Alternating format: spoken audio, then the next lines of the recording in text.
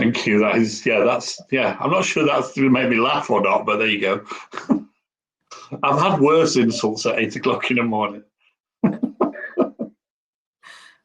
on a bit of a fitness gig, so I'm not having biscuits with my coffee, but I'm having a mug with biscuits on to try and make me get that feeling of you could be dunking a jammy dodger right now, but you're not. Oh, a jammy dodger. There's a way to start. So, ladies and gentlemen, you've heard us talk about biscuits. I'm back. I'm so excited that I'm getting to start this week with Mr. Chris Hallam. And the fact that I've been away for 2 weeks means I've saved up so many questions. So for everyone, I know, assume crash position, friend, we're going in. Everyone, as always, let us know that you are here. Say hi to the Chris, as I like to call him. And also any questions, just send them through to us. You guys must have saved up questions as I have, so just let's just fire them at him. And as always, I like to talk about my experience of the person that I'm speaking about. And I think what I would definitely say about Chris is that you kind of, when you're around Chris, you get enveloped by curiosity, because he's just got this big, massive question mark above his head. He's deeply curious. He is inquisitive by nature. My first experience of Chris is through working as a client. He's a client of mine. And what I definitely saw very, very quickly is I work with a lot of people who are coaches or leadership consultants or whatever. The beauty about Chris is that he is a practitioner, is that his curiosity transfers into action. And so you can always see in action his the generosity of his loyalty is actually second to none. And what I've seen him demonstrate to other people is really powerful. And I think that pays dividend to what we're going to talk about today in terms of followership. And you always know when you're in the presence of Chris. There's just something you don't even have to look up. He's there. I mean, with that shirt, people, we know we're in the presence of greatness right here. We know we're in the presence of greatness, but there is a deep energy that comes from him. And I think it is just that, he just wants to find out about things, about you, about people, about everything. He loves books, possibly as much as me. I mean, and that's a bold thing. I would say as much as me and maybe Bev Holden. We're going to put it out there. And so yeah, I am deeply excited that I get to speak to Chris, who is embarking on new journeys. Good morning. Morning. October the 5th, apparently, what is happening there. Yeah, when did that happen? I'm confused.com. So my first question, as always, is what are your 3 feelings? Or as Kat P would say, what are your 3 thoughts as we enter into this week of October? Well, my thoughts have been somewhat prompted by the work I've done with Kat and the work I've done with Bev and Kate, and because I've been looking at the cards for clear thinking stuff that I've been helping it. So I have three thoughts. First one is one of renewal. I'm in a completely new phase, if you like. So now on my own 2 feet, just working for myself, and that's so I'm feeling a feeling of renewal. I think that's been helped by the fact that I've been rained on for 3 days running. That kind of washes everything away. And I got on the back of that opportunity, so I'm feeling like there is some opportunity for me to make a difference, which really engages me. And slowly, the fog of what am I going to do next is clearing. So a bit of clarity, I think, would be the third word. So yeah, they're my 3. Let's just stop it there. Okay. That was delightful. Thanks ever so. Have a beautiful day. Oh, I'm going to steal them. I'm going to have them. They're beautiful. And I've been saying I love September a lot. I've just realized that we're no longer in September. I love it, but it went really quickly. I just wasn't quite aware of September. But I love this season. I think, and I'm a May baby, but I think I love this season more because it feels like a new year. Just maybe it's the academic year kind of coming through. Everything changes, right? It's the change season, isn't it? Yeah. I know. I just love it. So you really see the marked change in the season. And so for you, just for those people that weirdly do not know of you. What brings this new renewal for you? What is this new transition for you? So I have been, over the last 30 odd years, I've worked with large organizations as an employee predominantly. But for the last 10 years, I've had this kind of feeling that I'm not sure that's exactly what I want to do. So I've also been running a little consultancy business kind of on the side. But I've now got to the point where the last contract that I had with a large corporate has sort of finished. So I'm now thinking, I think now's the time to be brave, put the big boy pants on and go do just that and work on that bit. So that's why there's a change. I've always been a coach. I've been involved in high performing teams. As you know, I've coached with Team GB. I was the coach for the World Transplant Games last year. That was just a mind-blowing experience when we're stood there getting our silver medal and the donors' families are crying because their kid's heart has got a silver medal. It's hard to comprehend, honestly, how emotional that kind of stuff was. So I've had some brilliant coaching opportunities outside of the corporate arena, if you like. But I now want to kind of join all that together and lean in and do something with people as clients rather than as an employee. I'm excited. Yeah, me too. And everyone that you're going to interact with. And what that generous loyalty that I've seen in you right from the very start, from I'm sure, I think it was in the office, and then sometime we had an offsite at Citizen M in London. Yeah, that really cool hotel in London. Yeah, I can't forget what it was called, with the funky meeting. Citizen M, and we were up Citizen in the M. bar. Yeah. Remember, there was other people there, and we were together in a room. Yeah, it was amazing. 100 years ago. With human beings, not 6 feet away. I know, it was just deep joy that existed in my life. Well, we get that. Anyway, so that generous loyalty I have seen right from the start.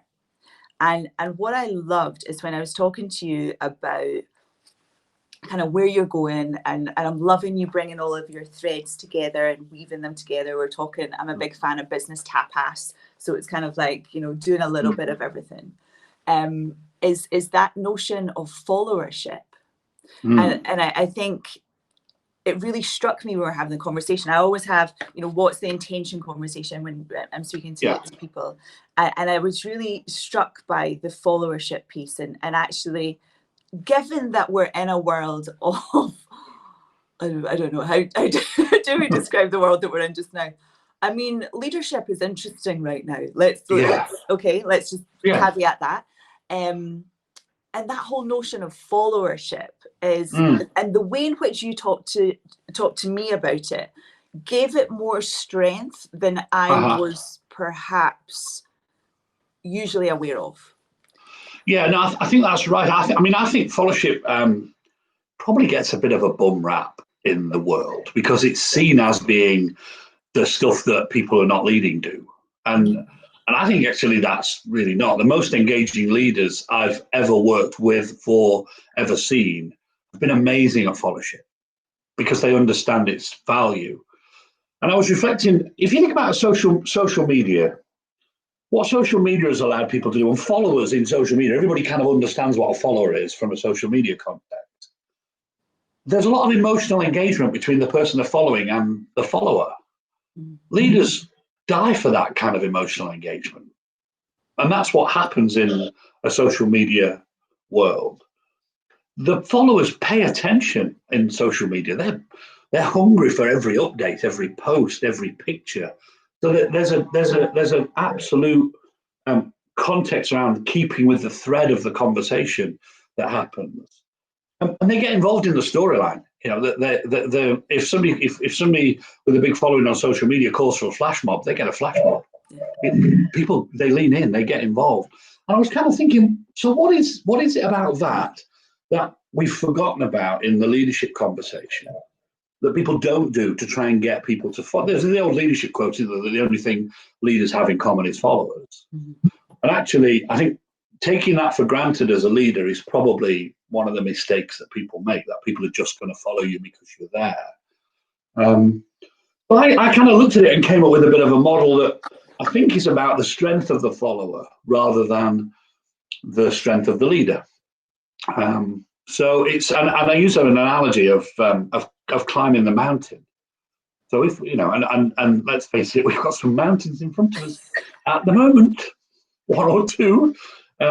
Just cutting through the mountain of Trump clips on my social media this morning, getting through all of that and then trying to make some sense of it was enough, right? But we're climbing a mountain. The first thing we need to do, imagine we're all joined on a rope as we're climbing the mountain. We need to keep the leader inside if we're going to follow. And that's that's a choice. That's an active choice, because you could walk head down, step by step, putting your foot in the footsteps of the person in front of you, and nothing would change. But keeping the leader in sight involves you getting your head up, looking up and out from where you are to see what they're doing, to understand what they're doing. And you talk about the kind of practitioner bit. I've actively done this with people I've worked for. In fact, one of the people I work for said, "Are you stalking my diary?" And I'm like, "Damn right I am, yeah." And he was like, "Well, why are you doing that?" I said, "Well, how am I going to help if I can't see you? I don't know what you're doing. How can I help?" And that's the second kind of rule of followership, I think, that we've forgotten about. And that is, you need to take the tension out of the rope. You need to lean forward, and you don't want to be being carried up the mountain by somebody. You need to, and to do that, you're going to need visibility of what they're doing, and you're going to need a willingness to get involved, that being involved in the storyline. So I don't think either of those things are weak things. I think they require quite a lot of strength, a lot of focus, a lot of concentration. And the final one, and I definitely see people do this with who they follow on social media, is course correction. You're at the back of the rope and there's an overhang. Somebody's going to get an avalanche, hit them on the head, and you don't say anything. You're going to be okay, but you're not climbing the mountain. So you have to have the ability to course correct when you're following. And that, I think, is perhaps the most courageous part of that followership model. And I was reflecting again on the social media bit. When Danny Baker posted that photo of somebody in a tuxedo with a chimpanzee, and pretended it was something to do with the royal wedding, do you remember, or the royal baby being born or something? His followers course corrected him to an astonishing. I mean, he had like 800,000 or 900,000 followers, and they just left. They just course corrected him and disappeared and went off into that. That takes a lot of courage to do that when you're in a one-to-one relationship with somebody, rather than when you're in social media where you can just click and follow and leave. When you're working with somebody, you can't click the unfollow button. You have to have a conversation with them about that. They have to know you're no longer engaged with following them, and here's why, and what are we going to do about it. So, in essence, that's the kind of those three simple rules. I think when I'm talking to organizations to help them change, rather than starting with a leadership conversation, I often start with, so let's talk about followership. What are we doing to engender those followership behaviors? Where's the conversation around the leadership table, around the boardroom table? That means people are going to want to keep you in sight. They're going to want to take the tension out of the rope, and they're going to course correct. What have you got in place for them to be able to do that stuff? And I love that, as do everyone that's listening. Sandy Wilkie is saying, excellent stuff on followers, Chris. The best leaders have followers who are passionate. Bev says, who is reading a book that you recommended. Of course, every lone nut needs a first follower. The follower is vital. Sandy's also saying leadership may be interesting right now, but it's also conversely more clear how it should be for shizzle. I think it feels like you were saying about the sort of notion of followership. It does feel less than, or the perception is that it feels less than. Yeah, I think you're right. It does. It's been given that.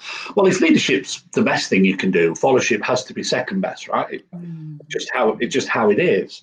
But if you think about organizations, and you'll have worked with organizations, and you'll have worked with leaders where they're struggling with a lack of empathy, a lack of connection between them and the people they work with. There's a loss of focus from the workforce in general, from the people that they're working with. There's a loss of focus from all of the people in the organization, and the leaders are detached from the day-to-day activity.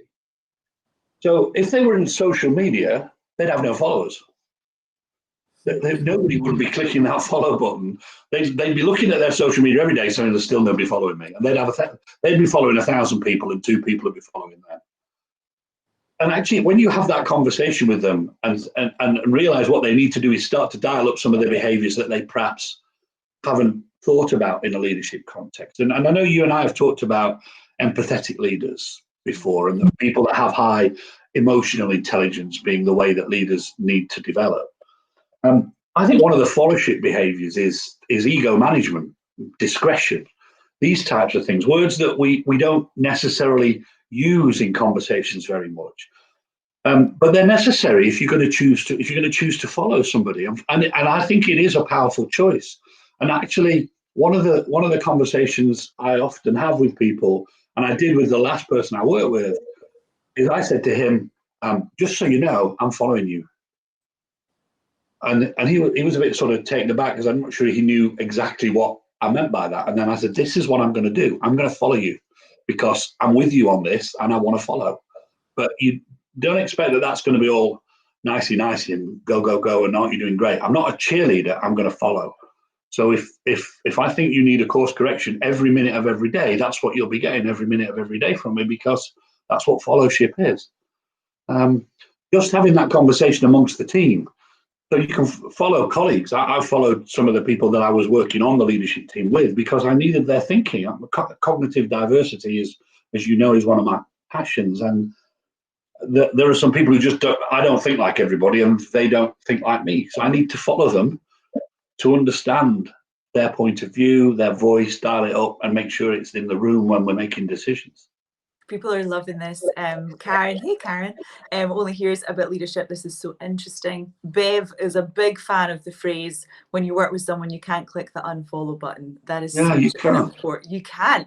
And Sandy's also saying, and backing it up as well, in terms of followership is not a passive act. The thing that really struck me from what I heard was actually that the traits and behaviors and of a leader are that of a follower. You know, it's not anything different. The big thing that is probably emphasized more on followership and not leadership, which is curious, is the loss of an ego. Because actually, if you are, you know, because if you're going to say to someone, I'm going to follow you, and I love the whole analogy of how you say it, is that you are moving aside from your ego. And we've all worked with egos, you know, yes. and it stops the right conversations. It stops the conversations that really matter. Everything that you're talking about is about that dialogue. And I love that whole notion. I'm not a cheerleader, I'm a follower. So you're saying, I'm going to call you up. I'm going to course correct you. If I think, really, that, you know, the way that you handled that meeting or this current change program or transformation or innovation, that wasn't right. And I'm going to have that conversation. Yeah, and I think, but the way I would have that conversation, because I'm managing my ego properly, if I'm following, would be a discreet conversation. I'm not going to be banging the table in the boardroom and saying, because that's about my ego, not them. So it's going to be in a discreet way. It's going to be under control. It is a different dynamic. And I think, you know, I have like you, there's an automatic switch that flicks in my head when you hear fellowship. You think soft, weak, sheep, you know, all that stuff. That House Martin song, It's Sheep We're Up Against. I love that song. And I was listening to some of that at the weekend, showing my age, but there you go. I was there at the beginning of the House Martins and all that stuff. Never heard of myself. No, of course not. You're far too young. I'll write it down. I'll send you a link. That idea of it's sheep we're up against is, I think that's where fellowship's landed. It's landed in the weak area, that's for everybody else, not for leaders. I think if leaders actually understood what it is to generate fellowship behaviors in the people that they work with, they would show those fellowship behaviors for themselves. And I think there are very few autonomous leaders. Everybody's following something. Following a corporate strategy, you're following the board of directors, you're following something, you're following your principles, your values. The fellowship behaviors still apply in yourself, you can still lean in. You can still course correct. You can still keep the aim in sight, keep the goal in sight. You know, the British Army 3 rules of war stuff: select and maintain the aim. It goes back to all of this. There's so many threads of thinking that point to the fact that followership's not weak. It's actually an untapped strength, I think. And if we're brave enough to have the conversation with people about why you're not prepared to follow and why you are prepared to follow, and what that means in the behavioral changes that are needed around you, it unlocks such a great environment for people to work in, because psychologically safe. You don't feel like you need to be as brave as you needed to be before, because it's not confrontational. It unlocks such a lot for the team. It's it feels expansive. Yeah. It feels expansive. It feels it takes courage. There's definite courage to be a follower, and it feels, and I would, it seems like a backhanded compliment to someone to say, "Oh, you're a great follower." But I've worked with people who are a fantastic, and I would have probably utilized the phrase, "You're a fantastic number 2." Right, and for some people, it's like, well, that's great. That's wonderful. Who wants to be that then? Yeah, exactly. I don't want silver, but thanks. But actually, they are an incredible follower. Yeah. And they make things happen, which the paradoxical intention is that a follower is a great leader because they are demonstrating all of the courage that it takes to be a leader within that. And it's about, Werner Erhard saying that our life works to the extent that we're clear with our agreements, I paraphrase, or to the extent of our agreements. But what you're saying is, if you're saying, I'm going to follow you, there's a very clear agreement that's being set up there. Yes, there is, and it's contractual in that nature. And let's be honest, unlike social media, it's hard to follow a load of people because it requires a lot of physical and mental effort to follow properly, to keep them inside, to take the tension out the road, and to course correct 10 people is really quite difficult.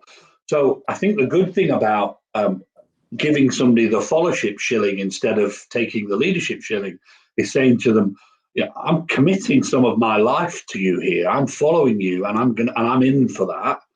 And that in itself draws out a different conversation between you and the person you're following, because they feel that commitment. You feel it there. It matters.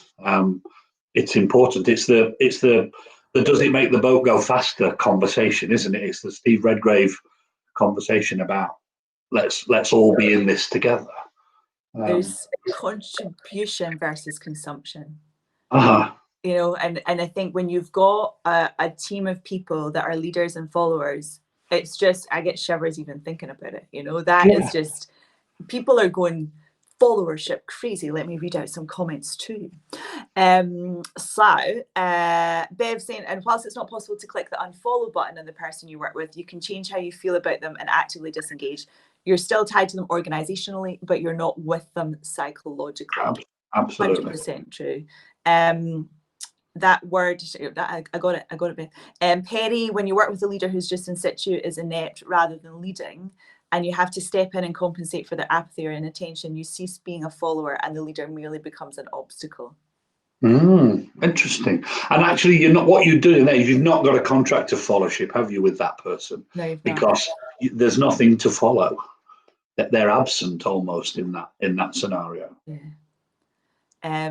Chris, you're making me think that a follower can bring encouragement to the leader, encouragement to go to the edge of their thinking in time to think terms. Yeah, and course correction doesn't have to that point. Course correction doesn't have to be a bad thing. It's not catching them doing it wrong. It can be catching them doing it right and getting them to go even more that way. So they've taken one step to the left. You could say, "No, let's go left. That's great. Let's go that way. This is working. This is working." Yeah. Ruth is also saying, I love this. I wonder if the posture of the follower is important. I think it is. I think that's part of that ego management. I think if you walk in and make a great big fuss about being a follower, you're probably putting your ego in the conversation, and it's not going to seem genuine. So I think there is something discreet. I used the word discretion before about following. It is just that act of clicking the follow button, but everybody understanding what that actually means. Yeah. It's, when we follow in social media, it's quite discreet, isn't it? That I just click, I'm now following. But actually, that doesn't mean I'm going to read all your posts. It doesn't mean I'm going to be involved in your storyline. It doesn't mean I'm going to course correct if I think it's necessary. It just means I've got an alert somewhere. Yeah. So there is more to it than that. And I think she's right. I think it is about the posture. It needs to be there is a humility in followership that is powerful because it's collective. And when 4 or 5 or 6 of you are all doing the same thing and all following the same way, there's a power in that humility of silently, quietly, positively following somebody. And Lindsay, it's a two-way dialogue, where the leader listens to, I'm even thinking from a social media perspective. So I've been doing like this, I think the start of this year, doing a course by like a social media guru, Jasmine Starr. And what she says is that it's not just about putting up your posts and doing your behind the scenes and utilizing all the things and then doing your reels, as we are all trying to do now. And it's about engagement. It's about following the people that actually, I really respect you, and I'm going to let my followers know about you because I think you're dang good. You're passing on your equity, right? That's a little bit of you that you're handing over there. Yeah. And I think that's massively important. And that's the same conversation that you're having when you follow an individual in real life, in face-to-face life. That's the same conversation. You're giving a little bit of yourself to them and saying, "You got me. You got me. I'm with you." Yeah. And just so you know, this is what that means. And then and the moment that you start to see something coming back from the leader that isn't what's needed, that isn't engendering that emotional engagement, that isn't making you pay attention, that isn't getting you involved in the storyline, that's when the course corrections come. Yeah, we've got the McNiche here. The McNiche says, "Bang on. People do what they see, not what they are told. If you respect your boss, your team respects you." Loving. So it might be quite an interesting way to deal with some of the archetypes that Jim talked about. So the power-hungry archetypes. I've worked for some of those power-crazed individuals.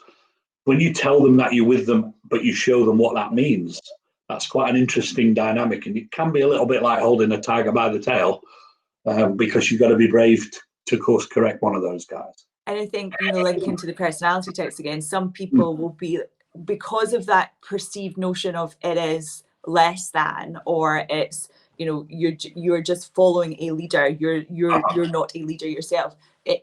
Some people won't want to do that because it's just like, exactly. It's hierarchy. It's playing the game. Yeah. It's just that where are the frigging rules?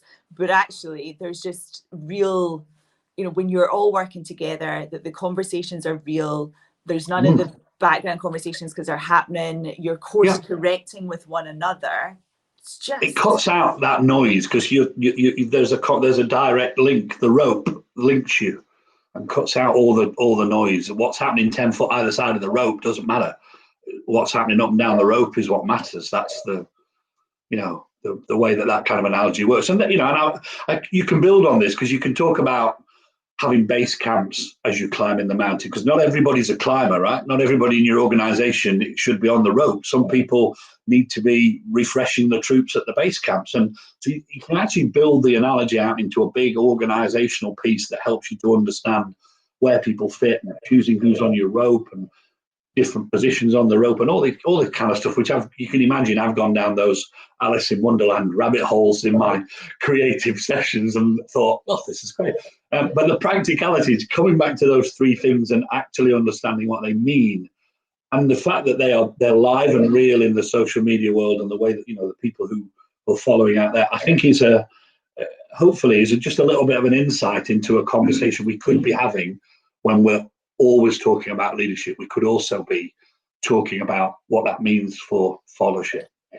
Well, people are talking about it a lot right here.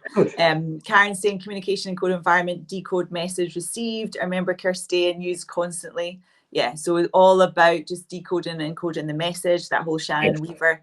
The success of the leader is their followers. So Karen's saying, thanks, perfect for a Monday morning.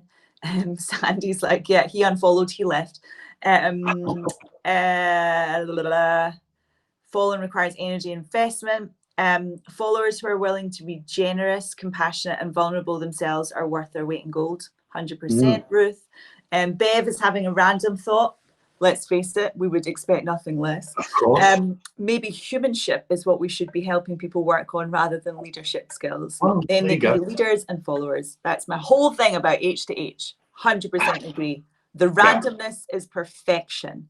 Holy magnitude, there's so much here. I was just before while you're looking through them, when I was coming on here, I thought I'd do a bit of dictionary work. You know, you have to kind of get your facts straight. But I looked at what the suffix ship means, because I had always thought that it meant vessel, but actually it doesn't. It means a state or a condition. So if you think about followership, that means you're in the state of following. You're in the condition to follow. So some of that is about you getting yourself ready to follow, putting yourself in that position and in that condition. So when I say it's a choice, it's not just a choice in the conversation between you and the leader. It's a choice for yourself. You're going to say, if I'm going to follow, here's what I need to do. And so when I'm following, I definitely need to dial down my ego. Otherwise, because the shadow will just take over and my chimp will start throwing stuff from the back of the cage and all that stuff. I definitely have to do that. And I have to make that conscious choice. So there is a lot of self-development in followership, and becoming a better follower actually is a really good way of thinking about developing yourself and your own skills, because often when we're in that position of leadership and often trying to think about leadership behaviors, we don't necessarily talk about discretion and ego management and courage and those things. That actually focusing on those gives you a chance to develop yourself in a different way. Very, self-awareness, self-actualization. You know, the whole ego thing is really hitting home for me, for sure. Perry, there's a lot of people I follow in a non-hierarchical management way. Good practitioners, good people, those who have wisdom, insight, and inspiration that I need. Talking to Chris's cognitive diversity aspect and additional perspectives. Janet saying, hey Janet, it also makes you feel good when you follow the right people. It does, absolutely. There's nothing like backing a winner, right? That's a great feeling. If if you've just been a little part of something amazing that they've done, and actually, if you're honest, something you could never have done, but because you chose to follow, you've helped a little bit. That's free drugs, isn't it? That's just free dopamine. That's just give me some more of that stuff. And if they engage with you, if I see people who do this well from I think a great leader is Glennon Doyle. So recent book, Untamed, is doing something just now. So in the 40 days up until the American election, she's doing something every single day. So one of her phrases that she would have from the Love Warrior is about, we can do hard things. Yeah, sometimes those hard things are getting up in the morning. We can do the hard thing. And so she's chunking it down every single day because she knows that she has followership, but equally because she is also a follower as well, because she demonstrates it, she engages, she brings other people, it's passing on that equity. She picks from other narratives and uses them and builds on them.